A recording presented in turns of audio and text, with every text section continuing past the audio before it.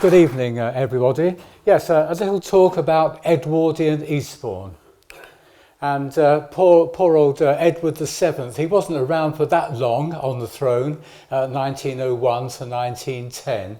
And I suppose strictly we should say that's the Edwardian period. But generally we do sort of say 1900 to the outbreak of the war in 1914. And that's really the area, the time period I'm going to cover.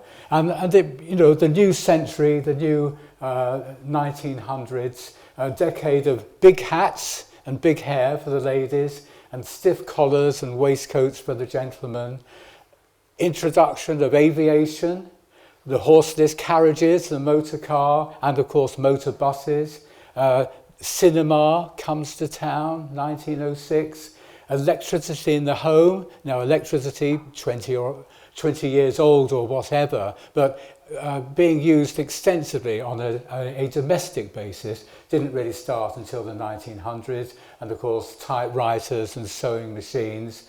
10% of the population owns 93% of the wealth, not too different today. And a time of really massive sort of social change and welfare reforms. The introduction of the old age pension, where if you were over 70, you got 7 6 a week.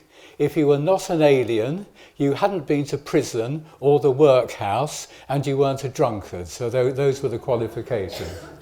And of course, the emergence of and the power of the trade unions began to show itself, and we had, of course, suffragettes campaigning towards the end of this period, but of course campaigning not only for the right to vote, but for fair pay and fair employment opportunities as well, and of course Art Nouveau.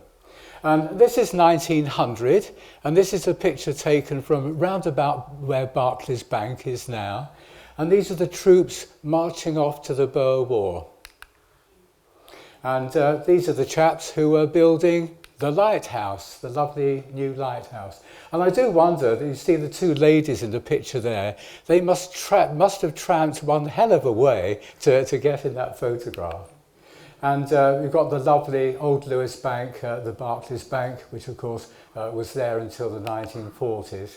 And this was an advertisement in 1920, an advert by Henry Fauvard, the town clerk, inviting applications to build a new institute, a new centre at the bottom of Grove Road for as much as £20,000.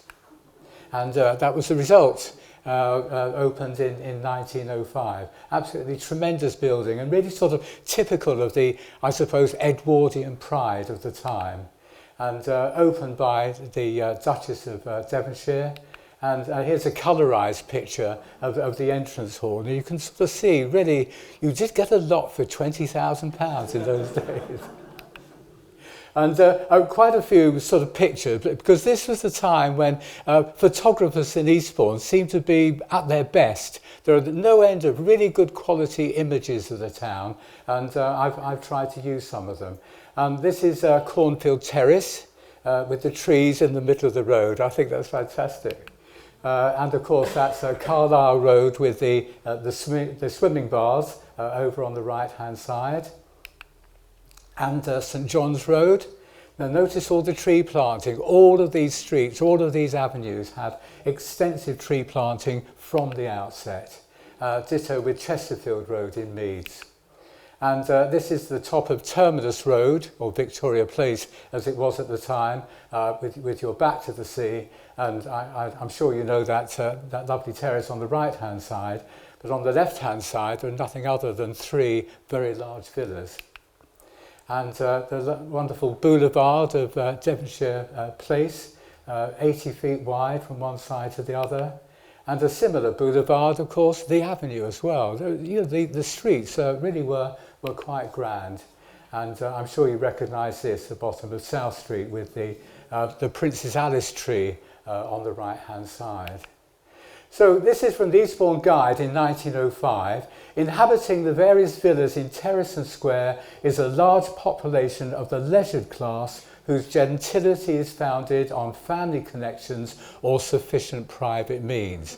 Lots of well-off people. And I think this does sort of signify a change, because in Victorian Eastbourne, there are a lot of wealthy people here, but they were here really for a very short time. They were staying here for their holidays and using the homes as holiday homes. And by the time we get to the 1900s, the town had sort of matured a bit and could offer sort of a good life, 365 days of the year. So a lot of well-off people started to live here on a permanent basis. And I think that sort of showed in the sort of the demand for good services and good shops, etc. And there's a nice sort of social life going on. There are the big hats and the big hair. And this is the promenade in about 1900. And look, everybody's under umbrellas, of course, because you don't want the sun. You don't want to look like an agricultural worker. And on the lawns at the Wish Tower, the lovely sort of church parade where Eastbourne's finest turned out. And this was a visit by the King, Edward VII. I love this photograph. I just love looking at those kids in their little white smocks there. I think that's tremendous. And his mother, Queen Victoria, had never visited Eastbourne, so it was really quite a feather in the cap of the place that almost as soon as he became king, he started to visit in his role as king. Don't go east of the pier, my dear. It wasn't all wonderful. This picture is about 20. This is 1920s actually, this picture, but it was still very much the same in the early 1900s. The old destructor works and the power station next to it, putting out sort of dirt and soot 12 hours a day. And this is the lovely Leaf Hall, still with us, thankfully, but very much a food bank of its time, and supporting a population in the East End of Eastbourne that was sometimes really quite hungry and wanting all sorts of other services, and sometimes sort of health services through Saturday clubs, etc. And a little bit further down in the Redoubt area, this was still in the early 1900s, the naughty bit of Eastbourne. Won't go into too much detail on that, but they solved the problem really by installing a police station in the area and changing some of the names of the roads as well. So presumably it made a difference because it's a very respectable area today, of course. And employment in the East End, very much sort of service-led, maids in service. I can remember, well, I can't remember, but I know my grandmother went into service at the age of 12 from the East End, and really sort of quite typical at the time. Tough to make ends meet. In 1901, new engine works were proposed to be moved from Brighton to Eastbourne with hundreds of skilled jobs, and it was turned down by the local Chamber of Commerce because they thought it would sort of lower the tone of the town. 1903, buses were introduced, the first municipal bus service in the country. But trams were denied, and really working people couldn't afford the buses. The fares were very expensive and trams would be far cheaper, but it just didn't happen. And there was a proposal in 1907 for a very large commercial pier at the Crumbles, which again was turned down on the grounds it would spoil the view from the pier and the bandstand. So there we are. And this is a little statistic. Apart from 3 London boroughs, Eastbourne had the highest living costs in the country, but the wages, of course, 30 to 40% lower. So if you came from the wrong side of the tracks, really, life would have been quite tough. Other employment, of course, in the laundries, no end of laundries in the East End of Eastbourne. And if you didn't sort of sweat in the laundry, then perhaps as a woman you would sweat at home. You would actually be involved in what was called sweating, which was sort of working for a very, very low wage, doing menial jobs at home because you were looking after a loved one or whatever. But economic development generally, from 1900 we saw the completion of the conversion of Terminus Road from a residential street, because that's how it started out in 1850, as a residential street, converted into shopping over the years. Seaside Road was the town's first purpose-built shopping area. Grand Parade here and Marine Parade on the other side of the pier were linked together for the first time in 1900, and we'll see major changes to the pier. And then, of course, a little bit later on, we'll see the introduction of department stores and the Eastbourne Aviation Company. Now, here's really the completion of the retail element of Terminus Road.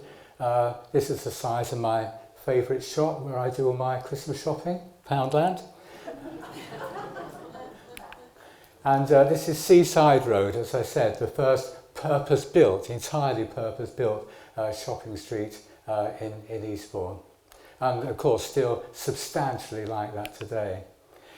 And here we are, but this is 1900, 1901. This is the two parades, Grand Parade and Marine Parade, being joined up for the first time. Now, Marine Parade had been there for a very, very long time, but the Grand Parade had been completed around about 1850, 1851. But it was 50 years before the two bits, the west and the east, were actually joined up. And this is really a show by a chap called Chapman, William Chapman, who was known as sort of Mr. Horse in Eastbourne. He ran the horse omnibuses, the hansom cabs, the riding stables, etc. And he had 400 horses in harness and was the town's largest ratepayer. Quite a chap. And of course, with the two parades being joined together for the first time, Marine Parade started to come into its own. And this is the area near to that ice cream parlour that I'm sure you're all familiar with. And really where the Crown and Anchor pub is now, this was Cathin's first garage in 1906, catering for visitors with their new horseless carriages, which seemed to break down every 5 minutes. So they had a lot of business. And then 5 years later, as you know, opposite the town hall, that lovely building, they started there as well. This is 1913, and a waterplane or a seaplane operating off Eastbourne, and you could actually go for a ride in this for £1, and £1 was an enormous amount of money. And all down to this, the Eastbourne Aviation Company, established in 1911, and a chap who was born fairly near to Eastbourne, a Fowler, who actually worked for Coventry Climax in Coventry Engineering Company, approached the council and said, I'm interested in building planes, because Blériot had only flown across the channel 2 years earlier. And the council said, well, we're not particularly interested, but if you want to do something, go down to the Crumbles out of the way, where you won't cause any trouble. Which he did. And this is really the site of the swimming bars near Prince's Park now. And a large seaplane factory was actually built there in 1911, making planes like this. And of course, as soon as the war came along, taken over by the Royal Navy, no RAF at that time, and hundreds and hundreds of waterplanes or seaplanes were built there during the war. And at the same time, this chap Fowler was sticking also to dry land and opened this airfield on the far side of Lockbridge Drove, opposite the big Tesco where all the car showrooms are now. And by the time the war came along, it was extended, the airfield was extended to 250 acres. And it became the Naval's main flying school in the UK. And something like 700 aircraft were built there during the war. And this is the lovely Grand Hotel, of course, and this is just after 1907 because the west wing on the left-hand side has just been completed. And really a place to be. You can't have a dining room, you've got to have a grand salle à manger, but still, there we are. The food's the same. And the Cavendish Hotel, in its time, really vying for first place with the Grand Hotel. Really quite splendid. Certainly when it first opened, it was one up on the Grand Hotel in that it had hot water in every room, and the Grand Hotel didn't. And this was actually taken over by Pimm's, the drinks company, Pimm's #1 in 1913.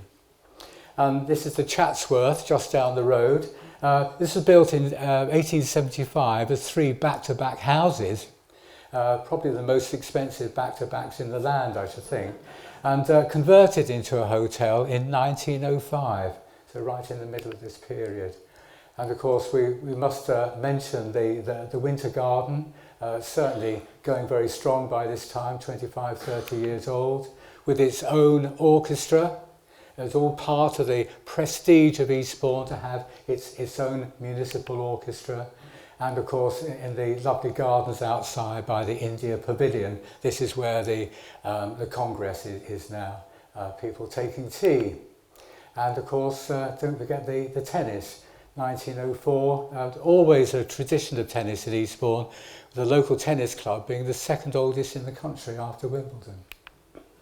And the theatre by this time still, of course, going strong, about 20 years old, and had just had a fundamental refit by Frank Matcham, a very eminent theatre architect, 1905. And the grounds of the Devonshire Park, still private. You still had to be a member of the Devonshire Park Club, and your membership, or the prestige of your membership, was published on the back pages of the guide that was published every year, so everybody knew that you were important. And the only public park was created in 1903 when the council bought land from Lord Willingdon, part of the Ratton estate, to build a park at Hampden Park, which was outside of the borough at the time, and it needed an Act of Parliament in order to spend the money, but they did it, they got it, and the park opened in 1903. And then 1908, Motcombe Gardens was actually handed over by the Duke of Devonshire to the town to be used as a public park. And of course we got the lovely gentility of the Saffrons, and really quite remarkable carpet gardens. You can understand why they're called the carpet gardens when you see those lovely sort of displays. And I just love this picture with the chap with his waistcoat and tie and bowler hat. They're absolutely super. And of course the bath chairs there as well. So a few pictures of Edwardian life at the seaside. Very popular, these lovely paddle steamers, always crowded. And these little boats would take about 15 to 20 people at a time, always under sail, so subject to the vagaries of the weather. And the first motorised boats actually appeared here in 1912. And this was always something. There was very often a visit by part of the Navy. And here are just sort of some of the 70 battleships that the Navy had at that time. And these sort of visits to Eastbourne were always very popular. Just a lovely sort of picture of the horses for the bathing machines. And this is really where that ice cream parlour is, down on Marine Parade. A lovely bandstand there that later on in the 1920s was moved down to the Redoubt Music Gardens further down. And this, of course, is the birdcage itself at Grand Parade. Incredibly popular sort of meeting point, of course, as was the entrance to the pier. And again, I love this photograph. You can see the difference between the old horse-drawn charabanc and the newfangled double-decker motor bus as well. So the pier. Pier changed dramatically 1899, 1900, with the building of the theatre and other things. Before that, it had been sort of quite a boring place. And I think this is sort of, the archetype sort of a seaside pier, isn't it? Absolutely beautiful, ornate architecture, and the introduction of the bandstand here, and at that particular time, one of 4 bandstands in Eastbourne. And part of it roped off and given over to roller skating, which I think is quite jolly. And here's the pier before 1912, and a lot of changes to the entrance after that time. But again, a very busy, bustling place, of course. And this lady is standing on top of the pier theatre building itself. And this came about in 1900, would accommodate 1,100 people. Really, really quite something. Destroyed by fire in 1970, of course. And you couldn't have this today, could you? But it's just amazing, sort of some of the shows that went on. Entertainment at beachside, very important. Very often sort of amateur groups earning a few pennies on the side, but you can see how popular they were. And also sort of semi-professional sort of concert parties as well. And I love this picture. This is taken just by the Wish Tower, and you can see all the people in the deck chairs who paid good money for the show, and then all the people up on the top left-hand side who haven't, but are still seeing the same show. And Punch and Judy at the pier, and another scene in front of the Burlington Hotel. These beachside entertainments were incredibly popular. And Piero groups started to appear.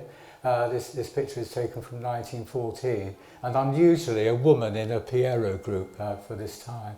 There's people in these Piero groups who actually went on to make a career in radio when radio was introduced in 23, 24. If you wanted something to do, have a ride in the goat chairs. Lovely. And all these people assembled, looking at something exciting. And it was these water planes that were incredibly attractive. Also, an enormous crowd here. And this is for the Eastbourne Regatta. And the regatta took place, it lasted for decades. I think it finished in about the 1930s. And it was really sort of rowing races in rowing boats. And it was so important to the fishing lads in Eastbourne, who are really quite good in their rowing boats. And they liked to take on the lads from the college, Eastbourne College, who they called the Jolly Dogs for some reason. And I understand that the fishermen mainly won.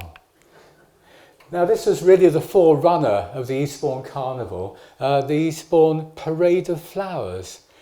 Which was operated every year, great big stand erected at the top of Devonshire Place, where the mayor was asked to judge the best entry. And it's not only for commercial companies, but for individuals as well. You can see how much enthusiasm there was to be part of it. And just sort of a nice general picture of what life was like on the lower parade, with all the fruit stalls and everything else going on. And again, another general picture, just sort of showing the number of bathing machines that there were. There were 200 on the beach, and a dozen or so horses were involved in hauling them up and down. And you can see again how you see the bird cage right up on the right hand side, and how popular that bit of beach was, because you could listen to the band for nothing, of course. And these two daring young girls in 1912. Now, if you didn't want all that fun and games, you wanted a bit more peace and quiet, then you would retreat westwards up King Edward's Parade. And in 1902, this was the state of the chalk pit, or the flint pit at Holywell, where this was the first improvement that the council made. They borrowed £400 to at least do something about this area, and it wasn't until 1922 that it was turned into the Italian Gardens. But in 1902, the council took over from the Duke of Devonshire responsibility for the Western parades, and had built these lovely shelters, unfortunately boarded up today, lovely thatched shelters. And you can see the work that the Duke had done in the 1980s to sort of tame those cliffs between Holywell and the Wish Tower. And you can see, I think, better than you can today, because it's all overgrown with trees, etc., how extensive that work was. And of course, you're standing on the sea wall, 18 feet deep, that runs all the way along the seafront. Now, I think this is lovely. When the Duke handed over the Western Parade to the council, there are all sorts of restrictions that came with it, which the council accepted in their totality, and added a bylaw of their own that dogs may not bark on the beach. And somebody made a lovely cartoon out of it. And Eastbourne really was still, at this time, straight-laced. No buses on a Sunday in this period. No swimming allowed on a Sunday. No changing on the beach, except in a bathing machine. And a very strong resistance still to excursionists. In fact, it was as late as 1913 that a local councillor proposed for the third time that a railway station is built in the east end of town so that these revolting visitors from London can bypass the better parts of town. 1913. And you can see they're a hard-bitten lot. These you can see they're really asking for trouble.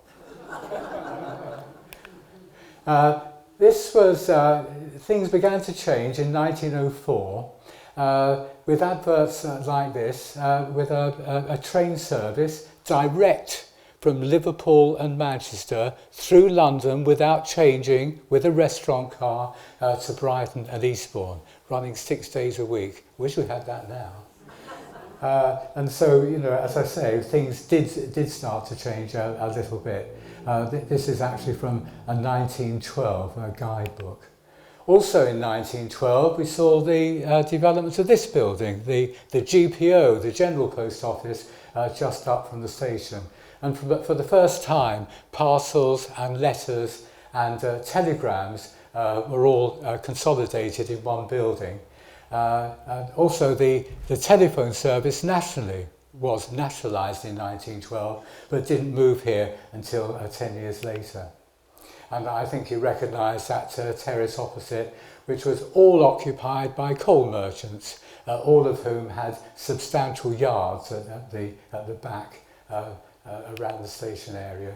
And a few pictures of Terminus Road.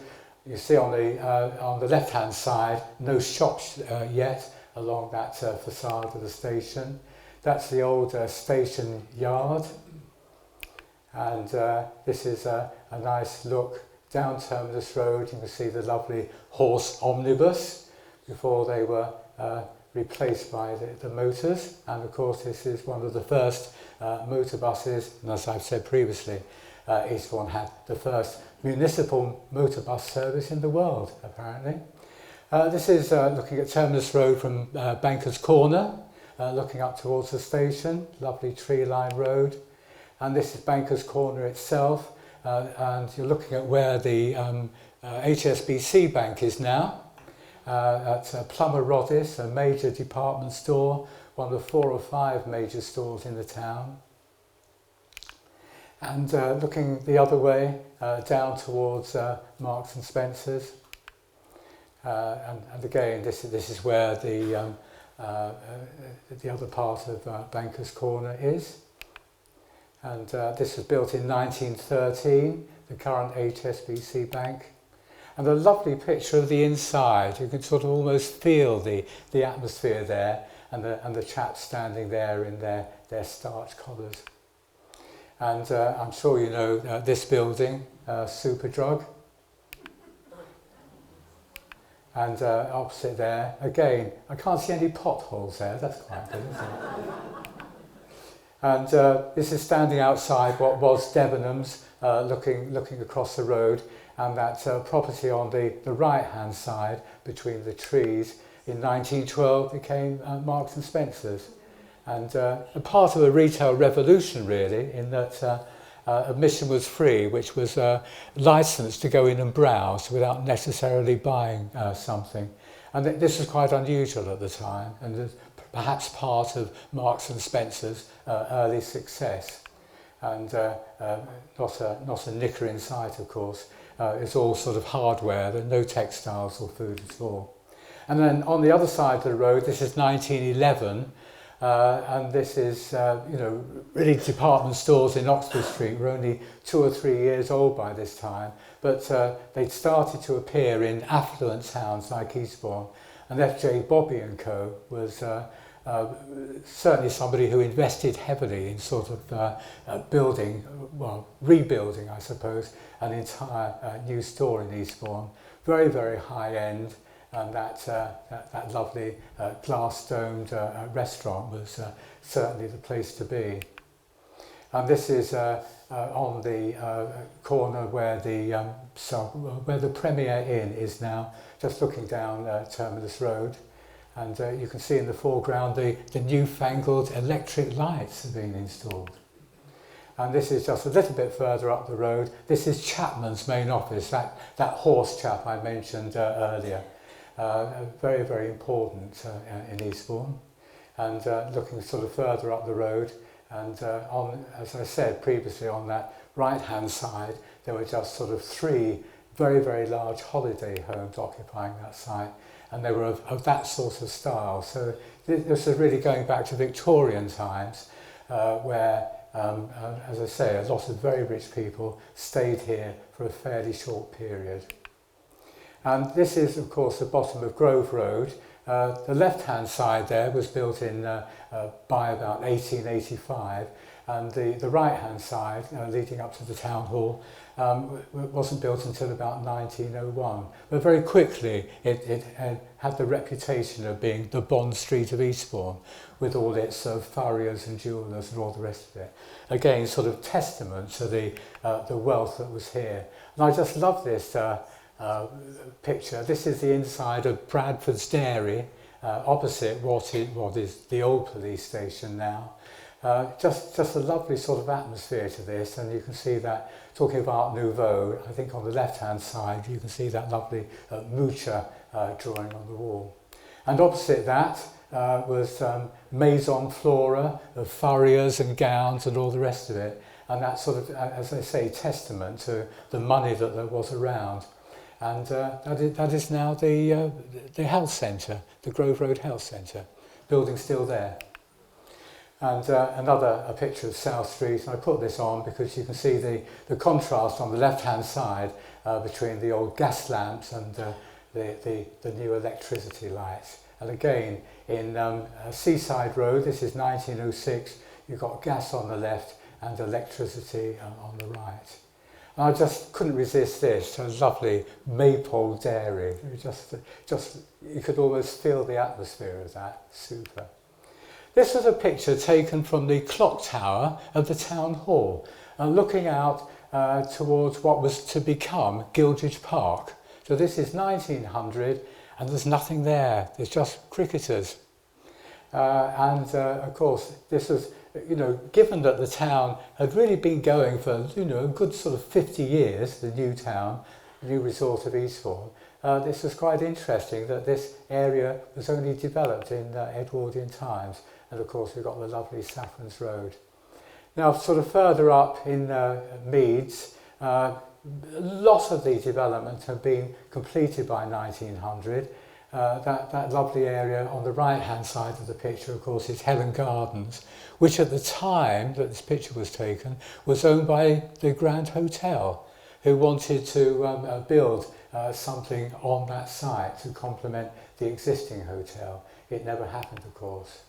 And a couple of pictures of Mead Street, and on the left hand side where the Flint Wall is, that's where the co-op is now. And this is Pevensey Road, again in the early 1900s, a very respectable street, sort of like lower middle class, senior clerks and that sort of thing. Now, Big Cheese. This is Freeman Thomas, later to be Lord Willingdon, Lord of Ratton, of course, and very, very instrumental in determining what sort of happened in Hampden Park. I'd already mentioned that he'd sold off some land to the council, about 82 acres, to build a park. This is the opening of it in 1903, with Lord Rosebery, former Prime Minister, performing the honours. So, you know, quite interesting really. Little old Eastbourne, and a park is opened outside of the borough boundary, and a former Prime Minister comes along to open it. A lovely park created, and as part of the deal, of course, King's Drive had to be developed by the council, and in fact it cost more to build King's Drive than it did to build Hampden Park. But very quickly, of course, the bus service found ways of getting people there.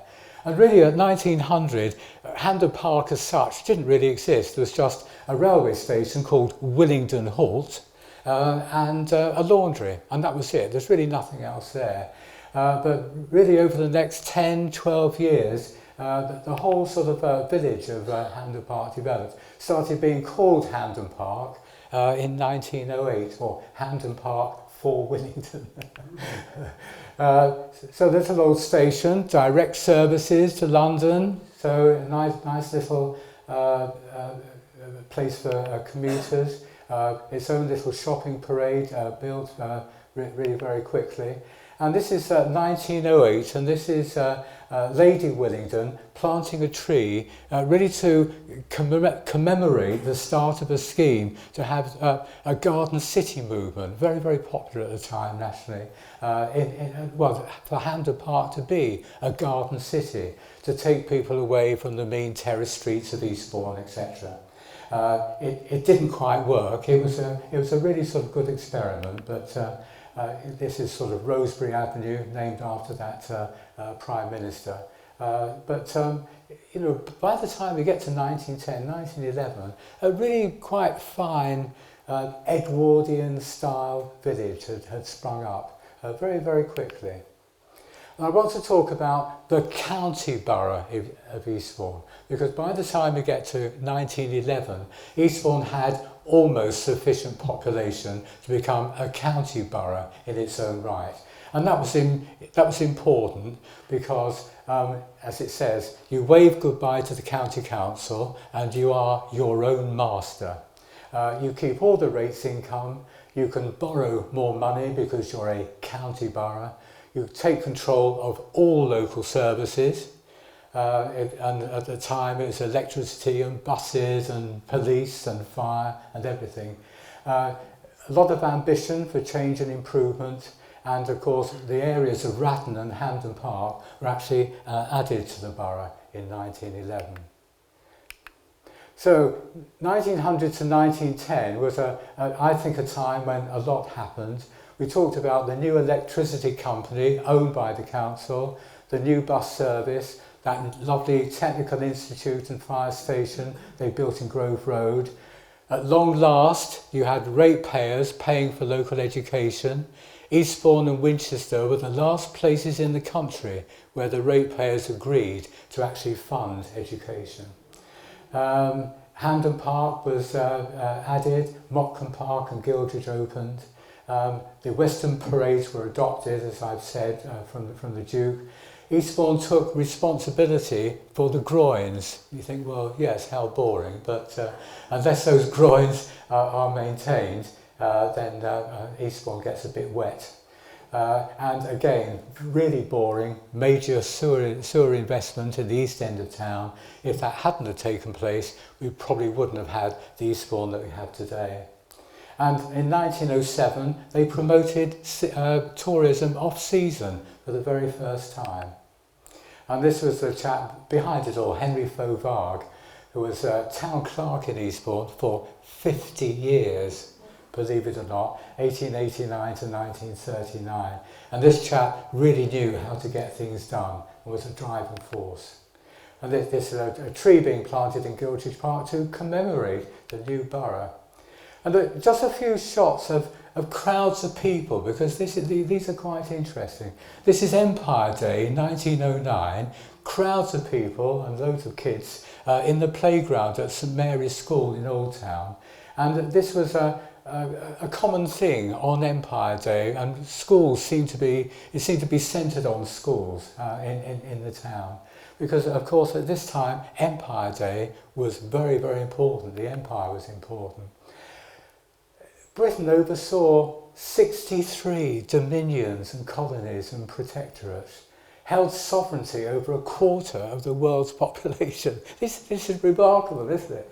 And the empire provided 2/3 of our food. So you can see why they celebrated Empire Day. Again, this is interesting. This is in Pevensey Road, December 1910, outside the Gazette newspaper offices, because there was a telegraph point there for the results of the national elections in 1910, which were really very, very important. The Liberals just managed to stay in power. But interestingly, this election took place over 13 days, and it was the last time that an election was held in this country that was longer than one day, a one-day election. This is another crowd, a procession. I think this is around about 1912. It says the Old Town Conservative and Union Slate Club supports a loyal Ulster. A slate club is really sort of a friendly society, but again it sort of shows how the Irish question was sort of very, very much in people's minds. And a year later, 1913, this is the Men's League for Women's Suffrage, a big protest on Eastbourne Seafront. And I think this is the last of the crowd scenes. This is the proclamation of King George V, and this will be 1910 outside the town hall. Major event. And of course in 1911 we get the coronation, and the town really sort of gets its bunting out with a vengeance. This was in what's now Trinity Trees. This is now Tesco's in Terminus Road, the new Tesco. And for local children, of course, there's no television to see the coronation, so they actually created a children's coronation in Eastbourne with a big procession going around the street. And you can see this lovely float in Grove Road. A few sad things. In 1912, Inspector Walls was killed, not very far from here, was shot by an intruder. And this is a picture from a national film newsreel, again taken from Barclays Bank, and you can just sort of see what a major occasion this was. And in 1913, the year later, saw the death of Carew Davis Gilbert, who he and his mother in particular had been instrumental in developing the whole Upperton area as major landowners of Eastbourne. So we get to 1914 and we find, of course, Britain at war, and we started with troops going off in 1900, and now we've got, these are all volunteers, of course, in 1914, all volunteers, marching up to the town hall to sign on. And very quickly Eastbourne became a Red Cross town, dealing with a lot of wounded. But for all that, this is 1915, war raging on the other side, 60 miles away. But this is Easter 1915, when the rail companies laid on extra trains to bring people to Eastbourne. So to sum up, Eastbourne comes of age really in this period. The Victorian period, really 1850 to 1900, had seen the new town of Eastbourne substantially funded and controlled by the Dukes of Devonshire and all of their wealth. But after 1900, Eastbourne grew up and matured and came into its own, was willing to innovate for itself, to invest in itself, and do all the things that I've previously mentioned. But while all that was going on, that same Victorian insistence on maintaining the right tone and a place still where fun was strictly rationed.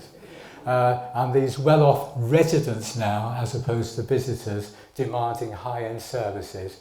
And for all that, I think certainly by the time we get to the end of this Edwardian period, we still had a very fine and handsome town. And that's it. Thank you.